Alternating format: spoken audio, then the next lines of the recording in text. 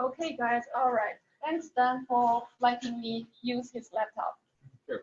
Hope everyone had a good lunch. Now it's nap time.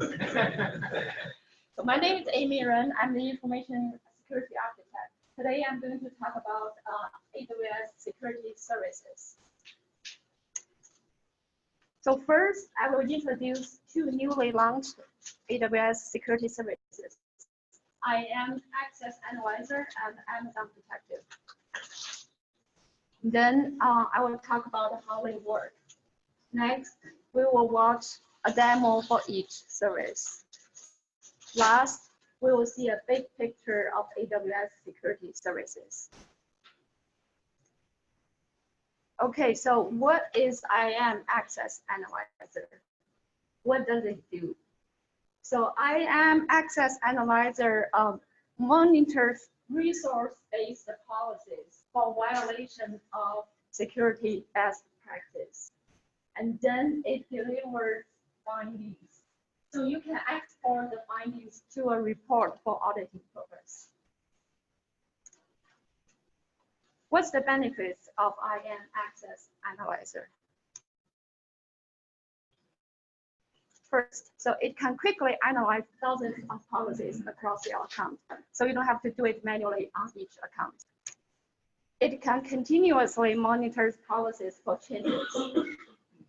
So if I have a S3 bucket for CloudTrail logs and then I made it public, then this will find that. It can also analyze S3 buckets with public and cross-account access. It also delivers detailed findings through the IAM and S3 and Security Hub consoles and APIs.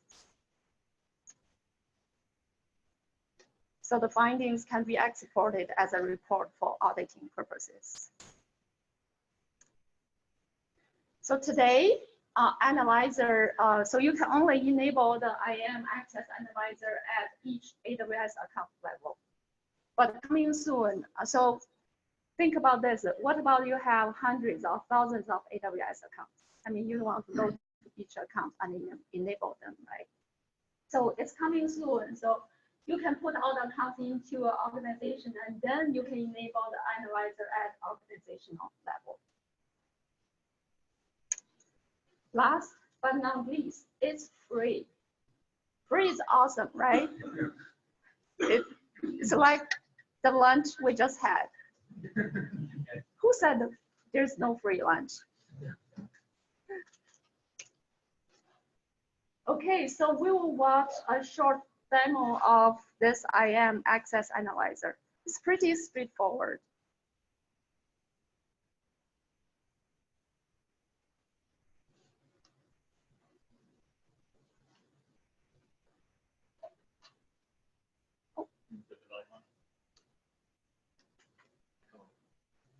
Who are you doing to turn the volume up? The answer to Eric's question is that Eric's question is no, it can't go full screen. And the mute, that is unmuted. I think it was playing through the. Oh, yeah. It was specifically not. So I'm going to go in my account and I'm going to create a new analyzer. So this is the onboarding workflow. Let me go back a little bit. Oh, yeah. That was a. Yeah.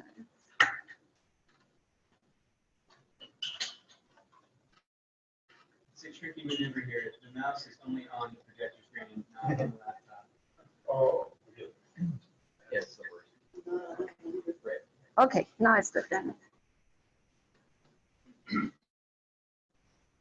All right. So to find IAM Access Analyzer, you go to the IAM console. And on the left-hand side, under Access Reports, we have Access Analyzer. So I'm going to go in my account and I'm going to create a new analyzer. So this is the onboarding workflow.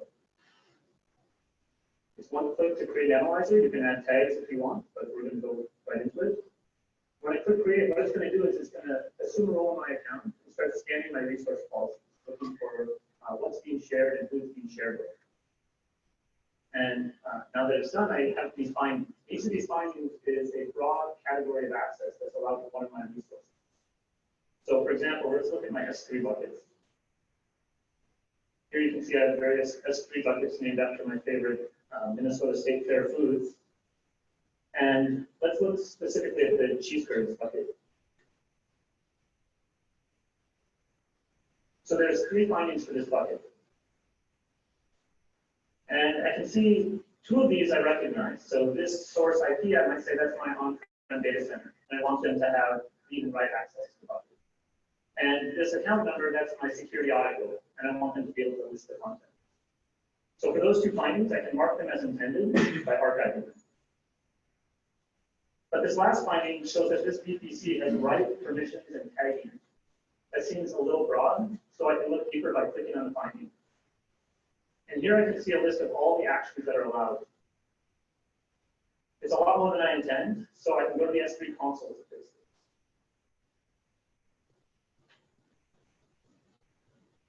Here I can look at the bucket policy, and I see that I'm allowed put star for this VPC, when I really just want them to be able to do put object. So I'm going to scope this down.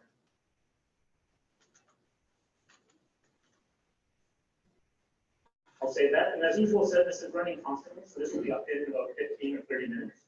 But since I've just changed it, I can click on rescan to get an update right away. So now this finding has been resolved. And if I go back to the table, I see I have a new finding in its place. It says the VPC has write access, which is what I expect. Looking in detail, I see that they have put object access, just like I want. So I'm going to archive this finding as well. Now, when I go back, I see I have no active findings for this resource. What that means is I can now be alerted whenever new sharing is enabled to this bucket. And I can take action on it, either mark it as appropriate or resolve the finding by changing the policy. And the archive findings are still available for auditing or reporting, as well as the resolved findings. So let's go back to the S3 console here and look at the integration for Access Analyzer. On the left-hand side, you see this Access Analyzer for S3. This will show you just your S3 related findings for Access Analyzer, and they're grouped by the bucket. So here I see I have a deep fried candy bar on a stick bucket, which is publicly accessible. That's not good, so I'm going to enable block public access.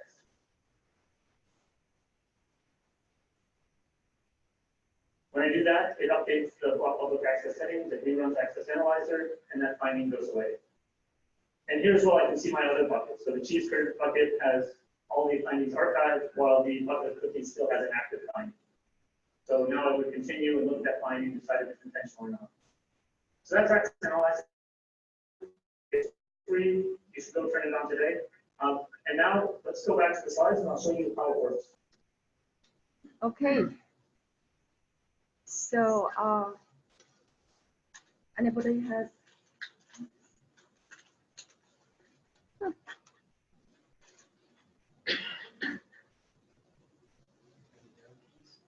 Yeah, it doesn't work. So anybody has any questions with this IAM Access Analyzer? So you said it's in preview right now, right? No, it's fully launched. So do we have a plan for how we want to improve So for us, we already enabled this in LabMD. So we are going to enable in production account. It's free, right? Right, yeah. So, but you'd have to have somebody assigned to watch it. So, Right. So I will talk about later. So in Security Hub, actually, so this also goes to Security Hub. So with one console Security Hub, you can see a lot of other stuff, you know, Amazon Macy, Amazon Inspector, Guard Duty, Firewall Manager, and this. So I will talk about it in my last slide. the thing that shows us findings, is it just summarizing that in policy, or does it have some kind of threshold of what merits being called a finding? So like it's a report, like, you know, if I have a 3 buckets and it has some logs, like Cloudtrail logs in it, and you know it shouldn't be public to everybody, right? So if you see it's like public permission on it, it will show in the reports that, you know, that doesn't look right. So you can go to 3 buckets and fix it. Okay, Michelle.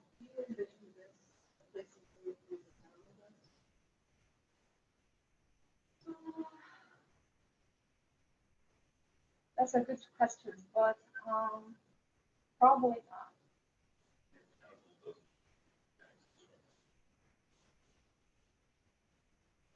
Amazon has so the analysis.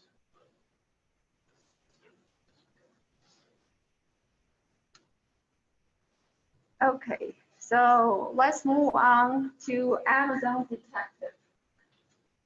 So that's a cool name, is it? So it is in preview right now, and it will be fully launched in Q1 2020, so pretty soon.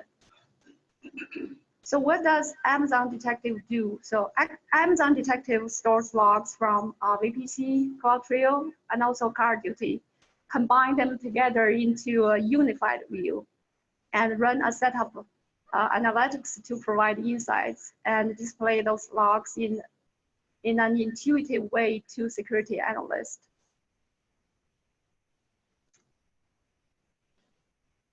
So we just talked about it. So Amazon Detective can collect and analyze logs from VPC, flow logs, CloudTrail, and also GuardDuty.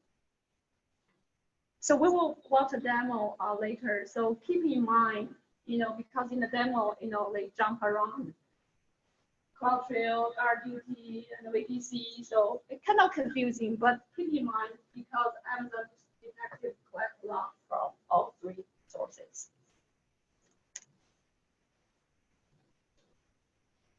So Amazon Detective can also collect logs from multiple AWS accounts. So this is the logo of the Amazon Detective. So it is a detective. So all the other AWS accounts can send the logs to this detective. To this flow logs, CloudTrail, GuardDuty. You don't have to send all of them to detective. For this one, they only send CloudTrail and VPC logs, or they may not enable the GuardDuty logs. So it works like a master accounts and member accounts scenario, just like GuardDuty. Might be good to explain at a high level what the difference between those three things are, what's in CloudTrail, what's in GuardDuty. So so my last slides, actually we'll have a summary and overview. So do you want to leave in there or we talk about this? Okay.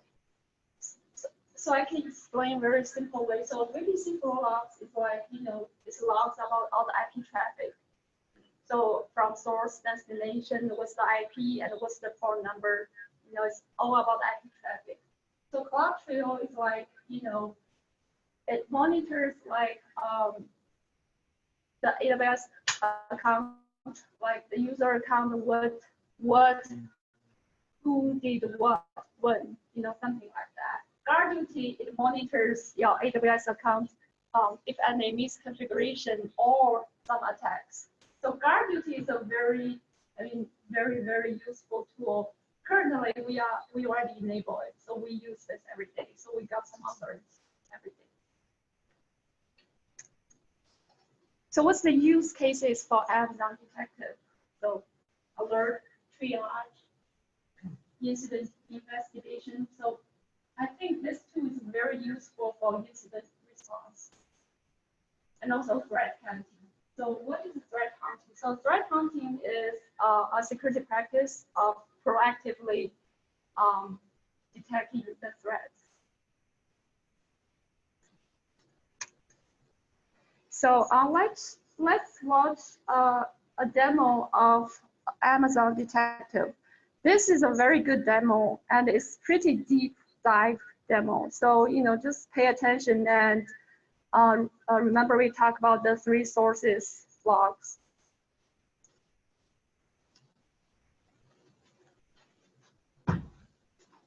So got the GuardDuty finding details here. You can see some basic data about it. Starts showing data about the resource, in this case, the users that was affected, name, who created it, when it was created, etc. I can also see the findings associated with it.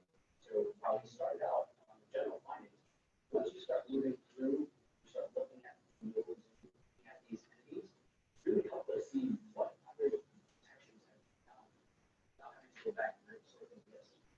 really nice way of, this is where the putting argument on to be able to show those to you. So this is the one we're currently looking at. You can see this wasn't the only instance of disabling the outro as well. And then additional context, things like, what's the overall API call like? This is a outro-based finding, so in this case, I'd like to understand what has this call been doing? What has this user been doing? And so we can tell you things like, here's the amount of traffic they typically run on these successful failed calls, whether this crosses a baseline or not. And in fact, what you can do, you can actually drill into all of these. So you can select the area if you want to look deep down, start drilling into. I'm gonna show you drill down in just a second. This notion of triage still might mean you don't want to necessarily look into the details. You're just trying to get a sense of, is this important or not? So at any point you could, but let's say we're trying to get to the bottom of this, someone really that we care about, or is this disabling in a cloud trial, is this real? So let's look at behavior tab. This is where we put a lot of those analytic insights that I was talking about. And again, we're trying to visualize them. They're already calculated. Many times these are stored on the graph. So all we have to do is just pull up the information, and now if we know you're looking at this, it's already there. Just don't have to run any calculations all the time, running long analysis. We actually have the answers already. So in this case, we have a number of different types of analytics for each different type of finding. So just kind of roll through really quickly. You see everything from where we observe this or not observe this call being made from in terms of geography, new calls that we've never seen before, and especially during the last time, things that were not expected, but started getting used, things that started increasing in volume. So imagine someone's an actor has made his way in, all of a sudden they start doing describes and looking around, might be doing constants. That's the type of thing you'd like to start flagging, seeing some increases in certain calls. And then there's others, things like, what ASO was used, what user agent you're building, understanding the structure that they have. Great, context, but really just quickly understanding the care. So just starting with, as an example, looking at the top one, this is it's probably one of the better, faster ways of understanding if someone says, where did this come from? In this case, we're noting that if we've seen it before, we've actually seen this type of call before, it would be in a blue circle. And we've not really seen this user in this call being made before. So it's actually a newly observed call. And you notice it's coming from an Eastern European area, in which case maybe I don't have an office there, I'm not used to seeing traffic there. This might be the case where I'm saying, yes, this is pretty obvious. And I could do the same with some of these other questions. I don't expect this account to be making these other calls. Very easy triage questions. So at this point, I might decide, yes, I've got a live one and I want to go deeper. And I can either continue the analysis here, I can pass it off to someone if I structure that way. But we try to make it easy so that if you do want to go deeper, you just jump right in. So let's do that. The drill down behavior that I was talking about, it's available here as well. So if I see an area where that's really interesting data I want to dig into, click on that area. And in the map, what we do is we see below for each of the places where you can drill down, we'll start listing out what we know about the data. It's often divided into multiple dimensions, so that if you want to attack the problem, look down by resource, because you understand the resources that are being used. That's fine, you can do it that way, or you can do it by IP address. I remember, or maybe you saw on the previous one, we did it by IP address, by API call, lots of different ways that we want to sort of dive into the data. You might see here, you get a lot of calls. You have 311 successful calls, which might be a lot, so it might be more than you might. And as security analysts, I know we've heard a lot that you often don't know what these APIs are. This might be normal or it might not be. You don't necessarily know what your teams are building. So just seeing APIs and not knowing is maybe not always helpful. But you can take approaches to say, let's filter things that I might be concerned about. And this is where using sort of filtering capability, you can either filter by resources like IP address. I like to use the API method. And filter out so maybe things that are destructive or things that you wouldn't expect to happen in the or things that are just doing describes. So if I do something filter like that, like a destructive call, how many deletes are being made? That's a nice way to filter down the data. And now instead of 311, I have 9 calls. See, here's the user identity that was making those calls, and you can see a couple of things besides kind of the outro and disablement that came in. We're also seeing delete topics and delete trails. So you can see I can go and open up the scope a bit more and understand what's going on. So this is the type of thing that we think is, pretty straightforward. Being able to collect this type of data, these answers in just a few minutes, and then took a long way, is pretty easy. And so we think everyone should be able to do that. But let's say you want to go further. Let's say you want to expand and you want to do what Mark was saying. This is becoming more of a incident that you need to investigate. And you want to start doing scoping. You want to understand what else is involved. What other things should I be worried about? So you might, again, decide which angle you'd like to choose. You might choose the user and say, let's look at that user account and see what were they doing. You might choose the IP address and go and say, well, what is this IP? I would expect it out of Europe. And so you can do that. And actually, what you're doing is effectively opening up profile pages for each one of these things. Actually opening them up. In this case, I'm going to look at the IP address. And again, notice I'm not thinking about what data source did this come from. I'm not thinking about what data do I have. I'm just saying, let me look at that IP and what does it tell me? So I'm on a profile page now for the IP, and sometimes it's an internal one, sometimes it's external, so I may have different data depending on what it's in.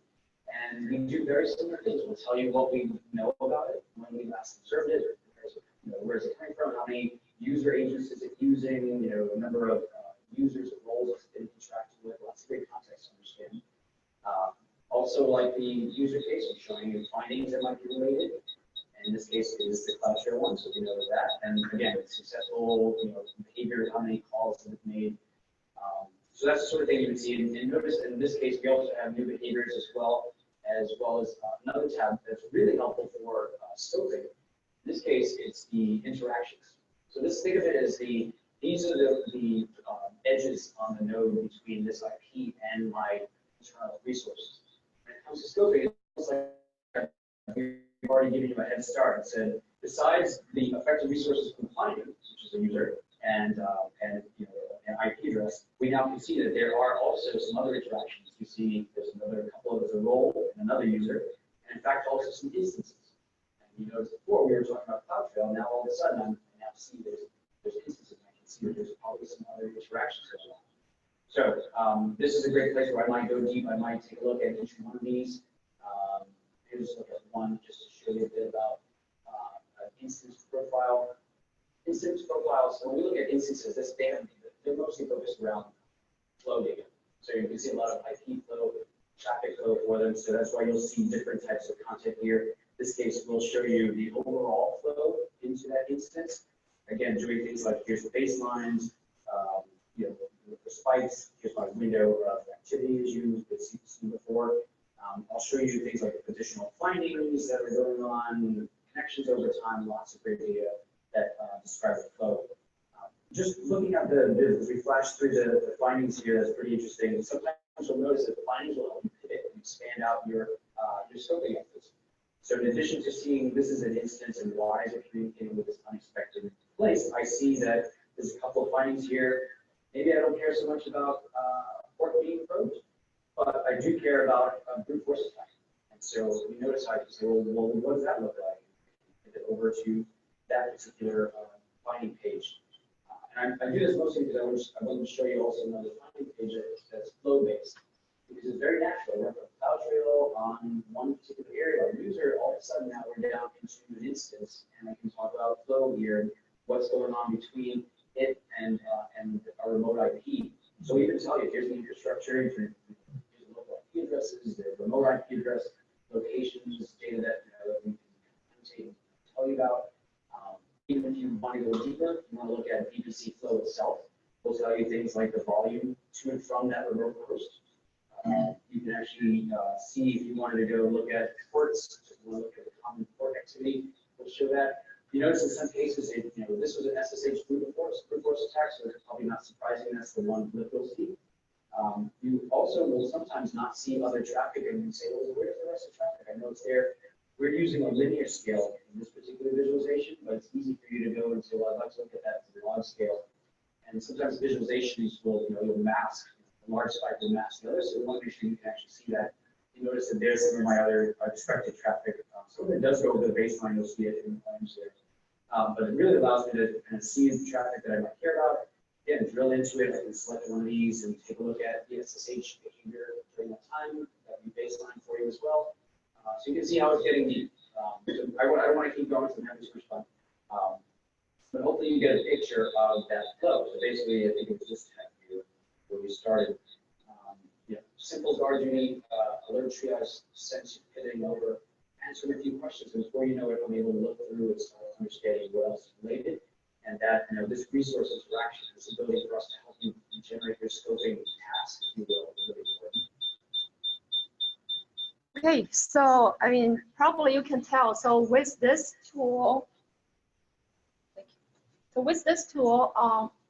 it's a very useful tool for incident response. So if something happens, we need to do some investigation. We go to this console, Amazon Detective, and then from like guard duty finding, you can jump to CloudTrail and then jump to VPC, jump to instance. So I think this is a very good tool.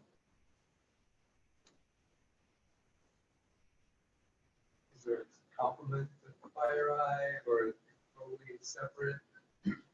So this is AWS service, right? So it can, I think it can be integrated with FireEye. So you can send all the stuff to FireEye, and then FireEye send out others. So it all can be integrated. Can I go to next? Oh, okay, Yeah. Great. Or let me see here. Yeah. Nope. Sorry. Okay, so if you miss everything we have talked about, that's okay. Don't worry. But this is the one I don't want you to miss. So this is the AWS Security Services overview. So when we talk about the AWS Security Services, there are a lot of components: identify, protect, detect, respond, and recover. So identify, like we need to know what resource we have, right? So in Amazon, we have system manager and config to identify the resource.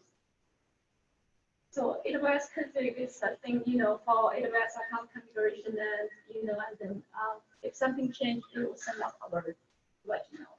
And system manager is a tool to manage EC2 instance. Like you don't have to SSH to an instance, so you can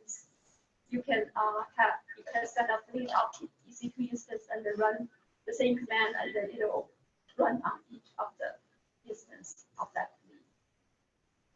So after we know what resource we have, then we need to protect those resources.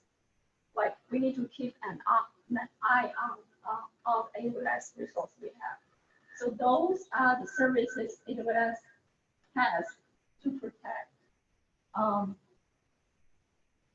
the resources. I don't know if you guys can see or not. It's hard to see. So we have WAF, the web application firewall, firewall manager, secrets manager, PMS, IAM console.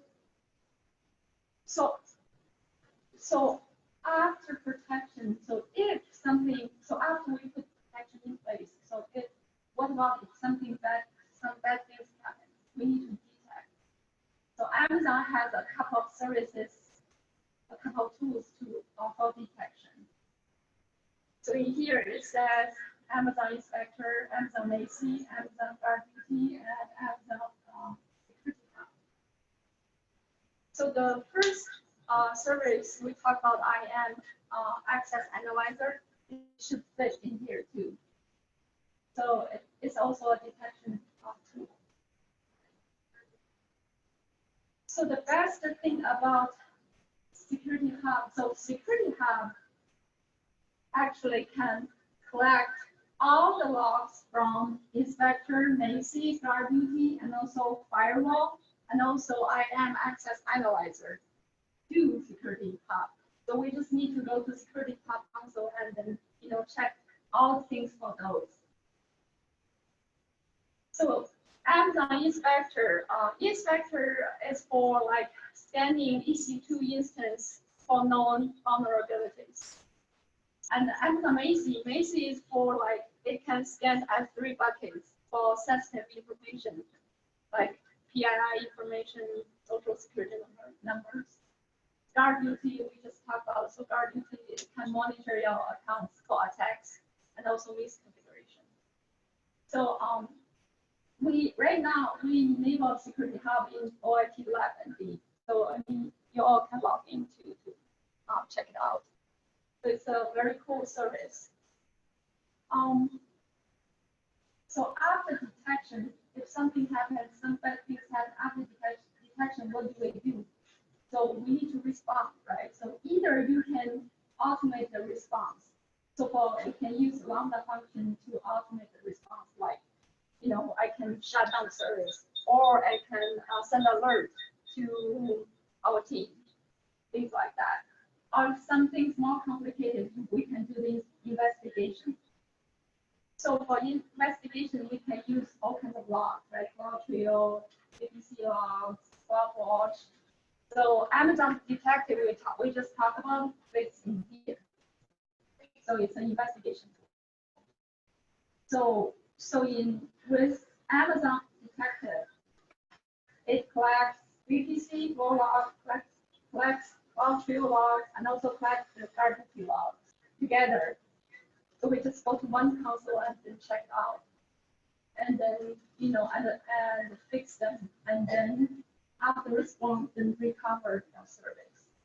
So this is the big picture of all the AWS security services. It doesn't have the two services, the two new services we just talked about, but Detective should fit in here, and IAM Access and Analyzer should fit in.